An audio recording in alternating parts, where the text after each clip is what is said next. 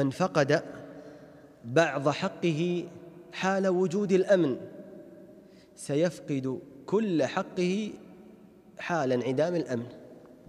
والواقع يشهد، لا أحد يقول غير ذلك.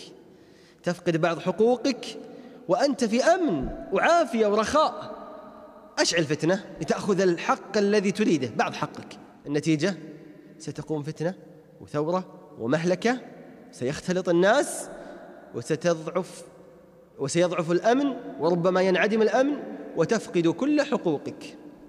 عندك مشكلة في حرية الرأي كما تقول أيها المفكر، غدا ستصبح عندك مشكلة في الخبز، عندك مشكلة في الوظائف والبطالة، غدا عندك مشكلة في العرض، عندك مشكلة في حقك من العلاج والمشاركة السياسية كما يقول بعض الناس، غدا عندك مشكلة في حقن الدم.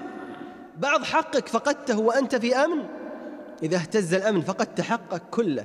ولذلك تأمل واقع البلدان التي اشتعلت فيها الفتن يا إخوان، أرادوا مشاركة سياسية، أرادوا حرية رأي، أرادوا وظائف، أرادوا أموال وخيرات، أرادوا خدمات.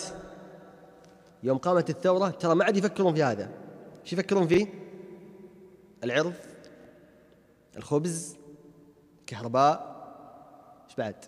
الوظيفة اللي أنت مستاء من قلة راتبها، وقف الراتب خلاص.